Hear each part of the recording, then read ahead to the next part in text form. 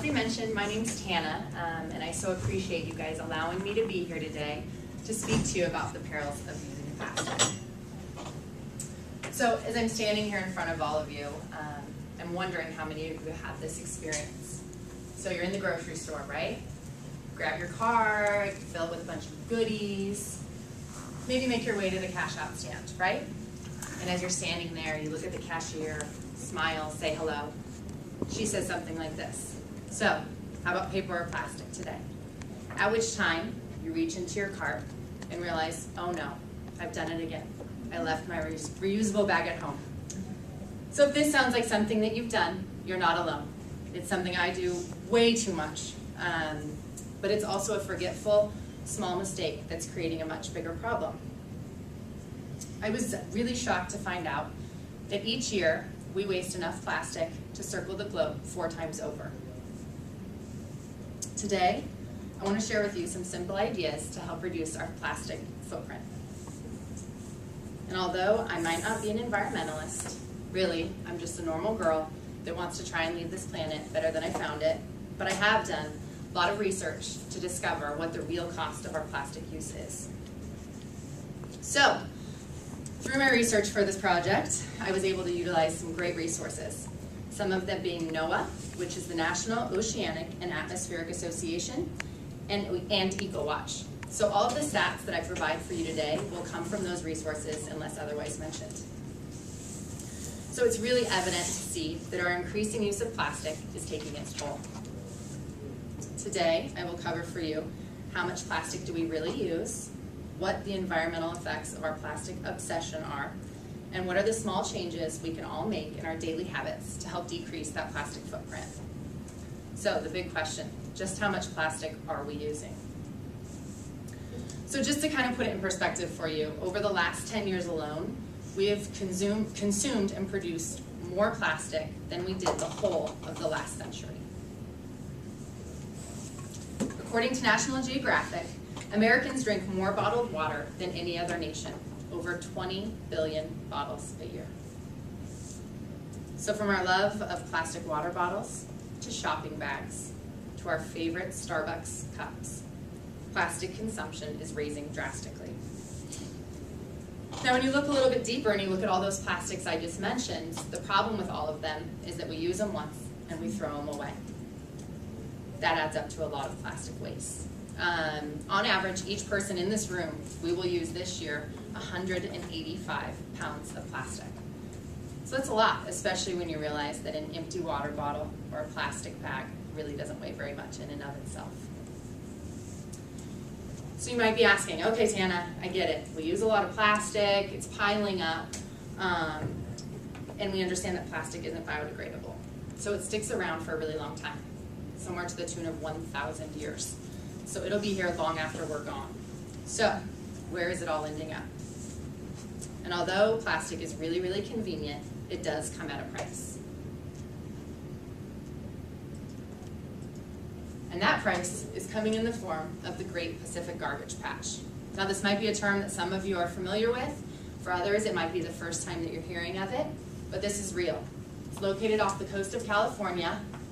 Shockingly, it's 2 times as big as the state of Texas, which is really hard for me to wrap my little brain around.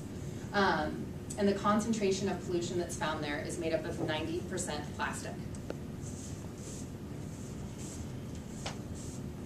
So, besides being really, really ugly, there's another cost to all this plastic pollution, and that is that it's ingested by some of our favorite marine species. We're talking about whales, dolphins, birds, even turtles. These pieces, they're called microplastics. So these little pieces of plastics are ingested by these species, causes choking, starvation, and ultimately leads to the death of tens of thousands of these marine species every single year. What they're finding in research that they've been doing on this Great Pacific Garbage Patch is that the plastic in these sites outnumbers sea life 6 to 1. Now you might be saying, okay, what's happening? We know about this problem. Is it getting bigger? Is it getting smaller? Where are we headed? Well, it's getting bigger. So we, every single day, dump 10 million metric tons of new plastic debris into the Pacific Ocean alone. So that tells me that it's getting bigger, much bigger. So if you're like me and you want to keep our oceans from looking like this, I want to share with you today a couple small things we can all do to help. It really is time for America to start a conscious uncoupling from our love affair with plastic. It seems difficult at first. We're so inundated with the option of plastic. It's made our lives really, really easy. We're on the go, we're moving, we're tons of moving parts, but it is possible. So, a great place to start is with reusable shopping bags. And all kinds of bags, really, but I found out that we use over 300,000 single-use plastic bags per year. So one thing that I've done is buy one of these guys, handy dandy. This is a reusable dry cleaning bag. I purchased this about 5 years ago. It's still in great shape, and it only cost me $10. What's really cool is that not only can you hang your clothes in here once they've been cleaned and transport them home, it also doubles as a bag to take them into the dry cleaner. So what's awesome is your clothes never touch a piece of plastic in the process.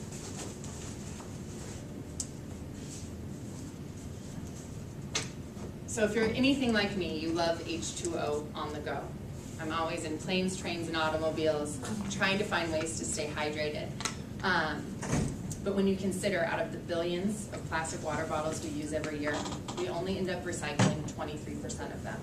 So I think it's time to invest in one of these. Now, this is a bit of a shameless plug, as my friend invented this water bottle, but it is really, really cool. One of the coolest things is obviously it's not made of plastic. It's aluminum. The other thing I love about it is it unscrews.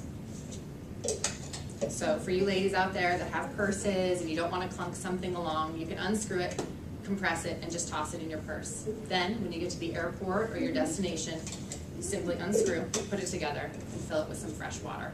Also is super easy to clean dishwasher or by hand. You can put hot or cold beverages in it. So, just as our days of over-consuming plastic are numbered, so too is my time here. Our overuse of plastic is clearly taking a measurable toll on the environment. We're using more than ever, and it's ending up in our oceans. So next time you're rushing out the door to go to the grocery store, please pause for a moment, remember what we talked about here today, and don't forget to grab your reusable shopping bag. Thank you. Does anyone have questions? What's the name of that bottle? This is called Alex, like the name Alex, water bottles. Where'd you get them at? It's not, actually, I work for Oakley, and it was a guy who used to work for Oakley, and he left and invented this. So I know that he has since, this is one of the original models, but he's partnered with a lot of bigger brands and given them his technology. So there might be a different name, but it's really cool. It comes with a little ring here so you won't get any leaking. It's really great. You can even kind of do cereal and milk type of a deal and transport, and it's super easy to wash. Anything else? Are they doing anything about the two Texases in the Pacific Ocean? Are they cleaning that up? Or?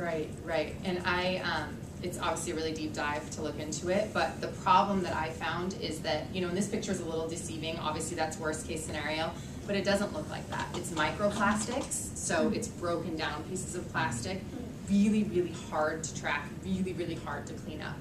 Also a part of why the animals are ingesting it so easily because it's in smaller bits. Yeah. What about recycling? I mean, we recycle, and for one, recycle plastic almost all of it. Yeah, so the big sources, and I think we all maybe have a misconception of how much actually gets recycled, but what's happening is any overflow, if there's a flood, it gets taken out into the waterways. Also a big source of the problem is dumping from boats. So this has been going on for decades, hard to manage, but what's happened is now so much of what people are using on boats is made up of plastic, and it's being dumped. So. But yes, thank you for, and that's the thing, like do anything that you can. I don't think it's gonna happen tomorrow that we just all stop using plastic. But the other thing, and I've traveled around the world a lot, and our country is probably pretty responsible. It's really so many other countries that